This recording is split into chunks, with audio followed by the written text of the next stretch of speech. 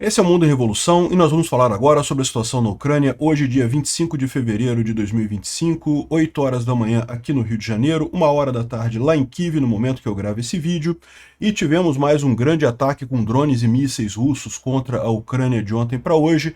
Mais uma vez, a maior parte dos drones foi derrubada sem causar problemas, também os mísseis dos 7 lançados, 6 foram derrubados. Ainda assim, continua esse absurdo desses ataques contra principalmente áreas civis.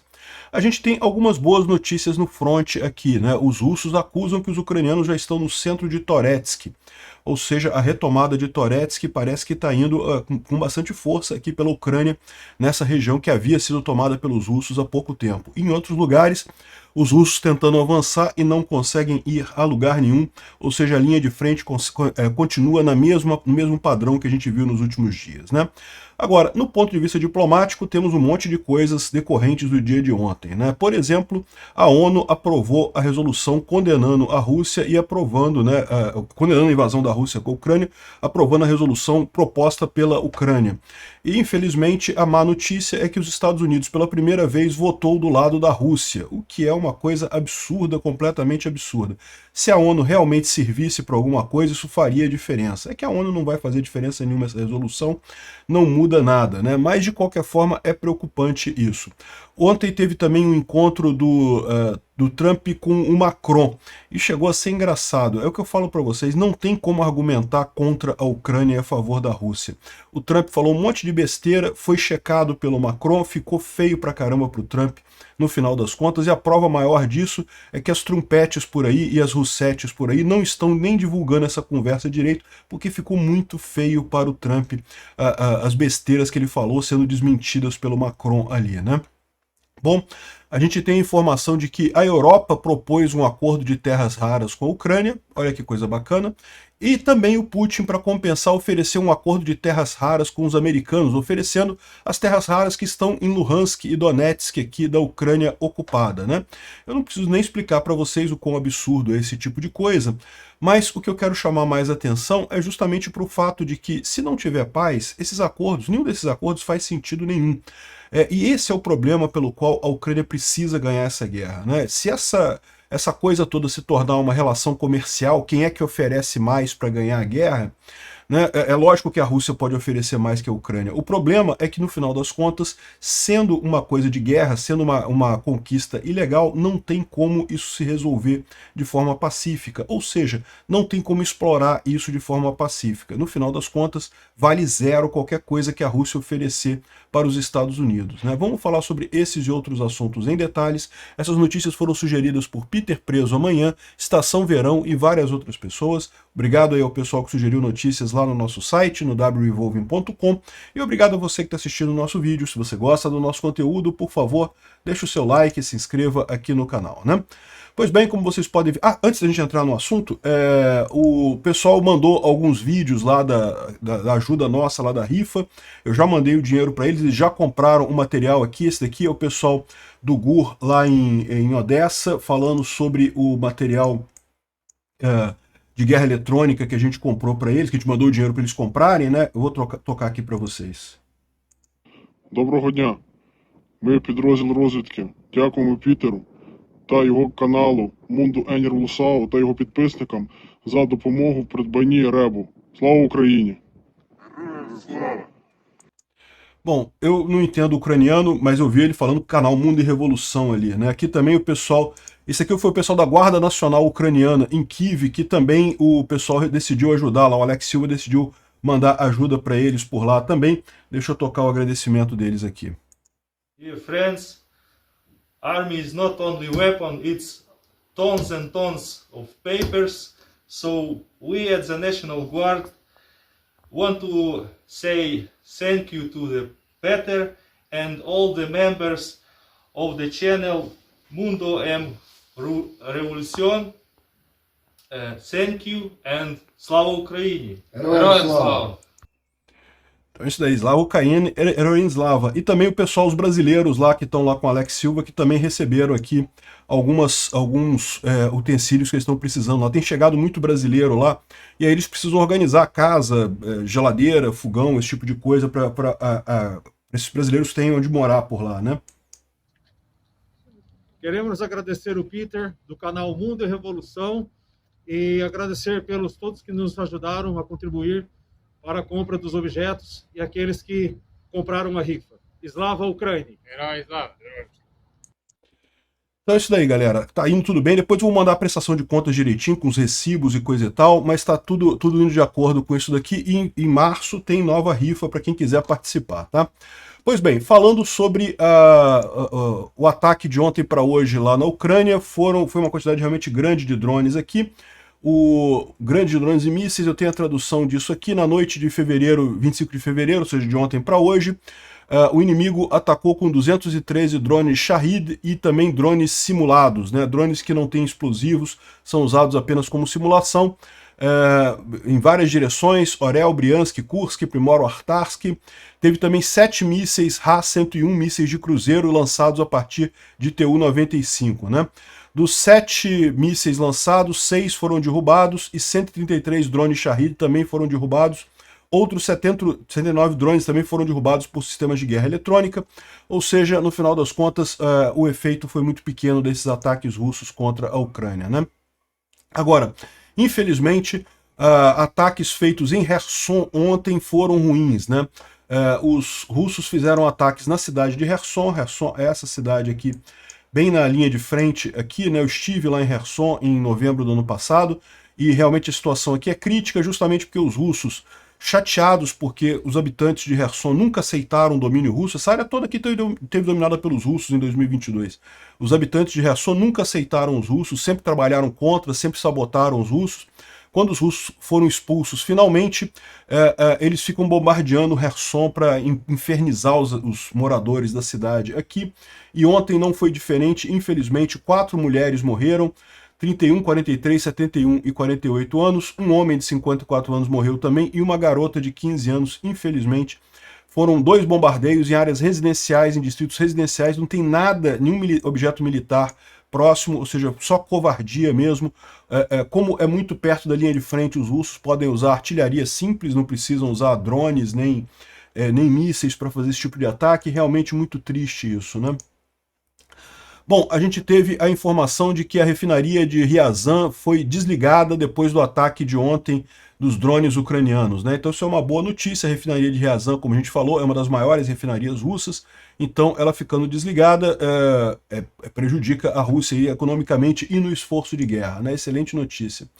Bom, a gente teve a informação de mais um desastre ambiental no Mar Negro.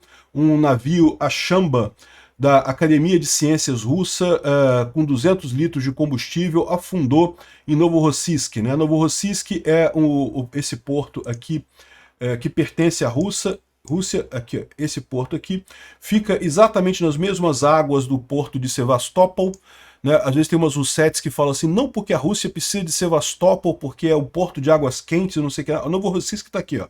Mesma coisa, igualzinho Sevastopol aqui, só que é uma merda, né? Sevastopol é muito melhor, mas Sevastopol é da Ucrânia, né? Então, Novorossiysk está aqui o porto, e é onde esse navio se afundou sozinho e causou mais um desastre ambiental ali, ó. Tem muito risco de poluição nas águas ali. Está aqui o navio adernado aqui, já afundando aqui nessa região do porto, né? Dá para ver claramente que ele está em más condições aqui, causado pelo descaso russo, né? Um absurdo. Bom, os ucranianos destruíram um sistema de antiaéreo S-300 russo ali atrás das linhas de frente, em Zaporizhia, e que conseguiram inclusive filmar com o drone. O drone lançou a bomba contra o sistema S-300 e conseguiu posar e ainda filmar o que estava acontecendo, né? Tá aqui os russos tentando apagar um incêndio ali, sem saber muito o que fazer. Evidentemente ele está usando visão noturna aqui, né? Daí o pessoal não consegue ver o drone, mas está aqui o pessoal justamente tentando apagar o incêndio ali, a grande destruição do S-300. Ótima notícia isso, menos um sistema de defesa antiaéreo russo por ali, né? Outra boa notícia que a gente teve foi a morte do comandante da 4ª Brigada das Forças Armat. O nome dele é Zelinkham Butakiev. E vocês sabem, a Brigada Armat é dos chechenos. Os chechenos lutaram contra a Rússia durante muito tempo, mas aí o Ocidente não se importou com essa guerra dos chechenos com os russos. Hoje em dia os chechenos foram conquistados e hoje eles lutam a favor da Rússia, né? Não é que isso faça uma diferença muito grande porque a Chechênia é pequena, mas esse tipo de coisa serve muito para mostrar exatamente como seria se, por exemplo, a Europa e os Estados Unidos pararem de se importar com a Ucrânia, a Rússia ganhar da Ucrânia. Meu amigo, no momento que a Rússia ganhar da Ucrânia, eles agora controlam todos os militares ucranianos. A força militar russa simplesmente dobrou de uma hora para outra, e para atacar a Europa com isso pouco custa, né? Enfim, a boa notícia é que esse comandante da 4ª Brigada foi morto num ataque ucraniano. É esse rapaz aqui, ó, de barbinha preta aqui. Esse aqui é o chefe do batalhão armado, né? Enfim, deu a notícia disso daí, né? É o pessoal dos Kadirovitas. Fora isso, a gente tem algumas boas notícias aqui. Na verdade, é esse ataque aqui, ó. Esse aqui é o vídeo que mostra os ucranianos atingindo uma coluna russa aqui, ali na região de Kupiansk.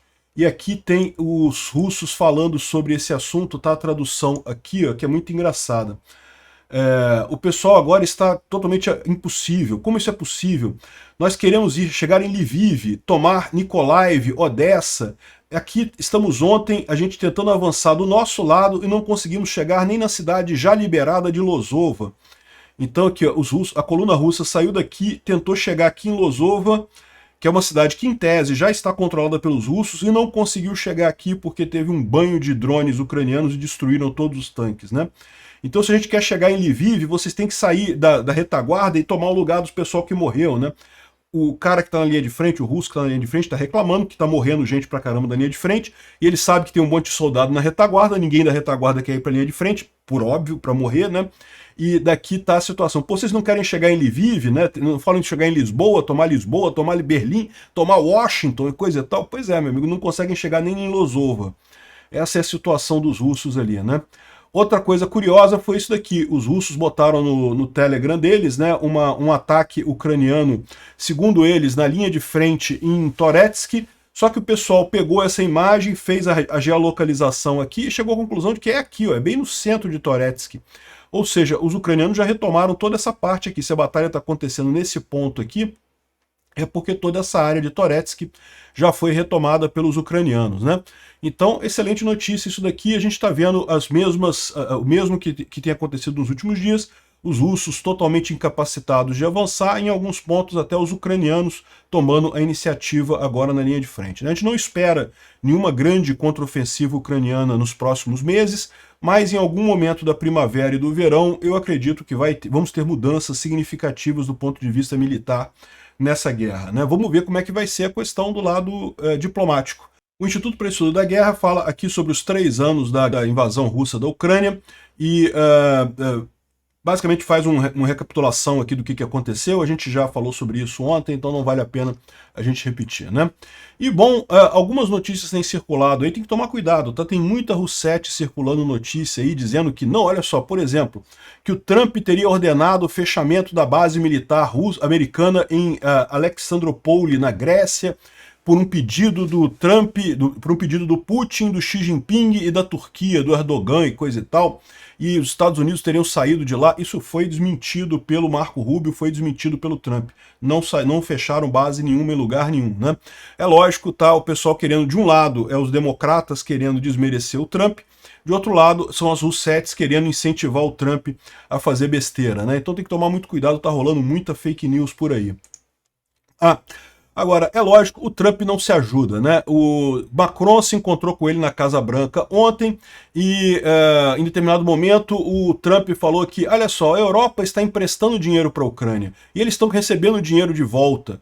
E aí o Macron falou, não, de fato não, a gente não está emprestando não, é dado também. E, para ser franco, nós pagamos 60% do esforço total. Ou seja, desmentindo também a lorota do Trump de que o Trump diz que os Estados Unidos estão dando a maior parte da ajuda. Não, a Europa já dá a maior parte da ajuda hoje, vai aumentar ainda mais, ao que tudo indica, se o Trump continuar fazendo essas besteiras todas, mas no final das contas o Trump foi desmentido ao vivo pelo Macron, lá ficou feio pra caramba pra ele, né? E, além disso, o Macron deixou claro na frente do Trump que a Rússia é o agressor, e se os Estados Unidos quer que sejam pagos reparações, né, exige da Rússia. A Rússia que tem que pagar essas reparações todas para os Estados Unidos no final das contas, não a Ucrânia.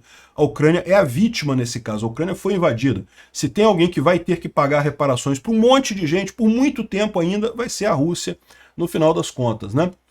E, bom, continua a briga do aperto de mão do Macron e do Trump, né? Essa briga dele já tem um tempão já e coisa e tal, mas dá para ver que o Trump tá falhando nessa história agora, né? Porque é o que eu falo para vocês, não, o Trump ganhava essa batalha do Macron durante um tempo, agora você já vê o Trump perdendo essa batalha para o Macron.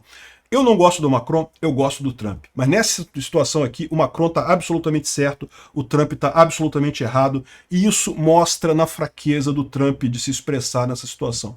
O Trump, se continuar nesse caminho, está indo num caminho de se queimar e sem conseguir absolutamente nada no final das contas, né? Uma coisa que assusta é isso daqui. A porta-voz americana disse que os encontros de Trump com Putin e Zelensky irão acontecer muito em breve, especialmente com Zelensky, e o Trump diz que quer finalizar esse acordo de terras raras rapidamente e espera que o Zelensky assine isso. Até aí tudo bem. Pode negociar, pode assinar o acordo, ele pode esperar que o Zelensky assine rápido, eu não acredito que isso vai acontecer, mas aí ela complementa que a Ucrânia não existiria como um país sem a gente. O que é absolutamente falso no final das contas, né? A Ucrânia é um país já muito mais antigo que a Rússia no final das contas, e os Estados Unidos se comprometeram a ajudar a Ucrânia, então não estão fazendo nenhum favor de ajudar a Ucrânia, né? O Memorando de Budapeste foi um contrato assinado pelos americanos. Se os americanos agora passarem a não aceitar mais, ignorar contratos que foram assinados no passado, quem é que vai querer assinar contratos com os Estados Unidos agora, sabendo que amanhã pode ter um outro presidente e o contrato não vai valer mais nada? Então é um terreno muito perigoso, esse terreno que o Trump está querendo trilhar lá na geopolítica, né?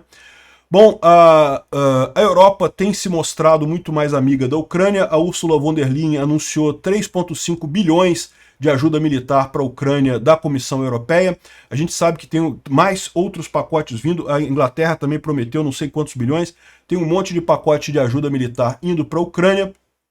E os Estados Unidos vai continuar a suprir armas para a Ucrânia até 2026, graças a uma decisão do Biden, segundo diz o Wall Street Journal, né? Então, pelo menos até 2026, a Ucrânia não precisa se preocupar com o fornecimento de armas, porque isso está assegurado por contratos passados assinados pelo Biden. Eu acho que não precisa se preocupar também com a questão do Trump, né? O Trump está realmente usando esse tipo de coisa para tentar fechar um acordo rápido com o Trump. Como eu já expliquei para vocês, o que eu acredito é que o Trump está correndo atrás de colocar esse título de pacificador e coisa e tal. Ele não vai conseguir nada, mas ele está tentando isso. Mas no final das contas, isso não tem como prejudicar a Ucrânia no curto prazo. É lógico que se a Ucrânia ficar sem a ajuda americana em 2026, isso ainda assim é bastante crítico. Mas vamos ver até onde que vai esse negócio por lá, né? Bom, a União Europeia ofereceu à Ucrânia o seu próprio acordo em minerais raros, em terras raras, né?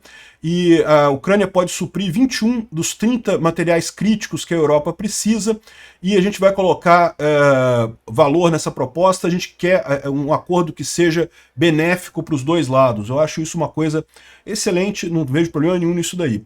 A gente sabe que o Putin falou a mesma coisa para o Trump, falou que não, que a Rússia pode oferecer um acordo de terras raras para os Estados Unidos.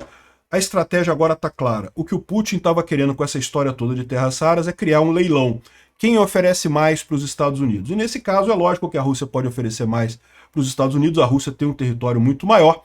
Inclusive, o Putin ofereceu as terras raras da região de Donbás. Ou seja, a região que os russos invadiram na Ucrânia, eles usariam para pagar aos Estados Unidos alguma coisa e tal.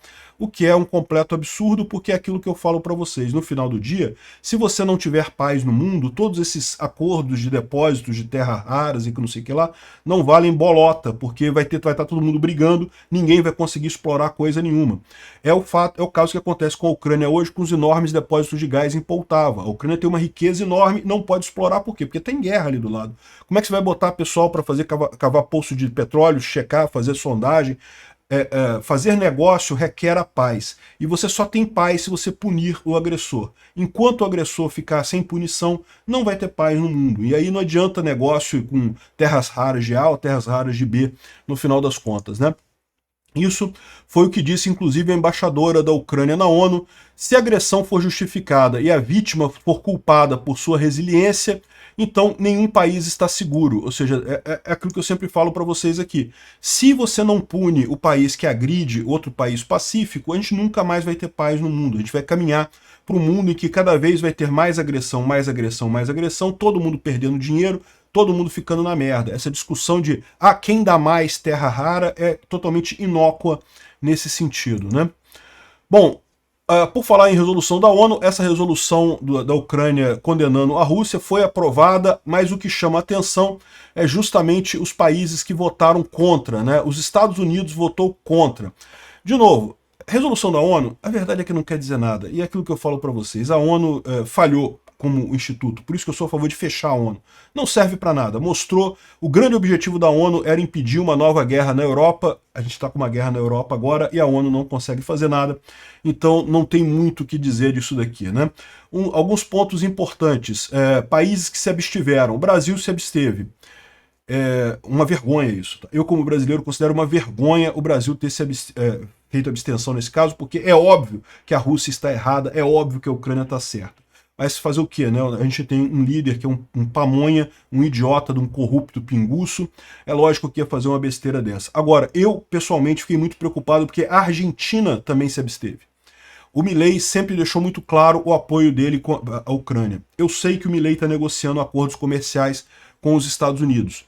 Então o Milei pode ter feito a conta de que a resolução da ONU não serve para nada mesmo, não vai fazer diferença nenhuma, não quero brigar com o Trump agora, vou me abster nessa votação e coisa e tal. Só que isso é um erro do Milei.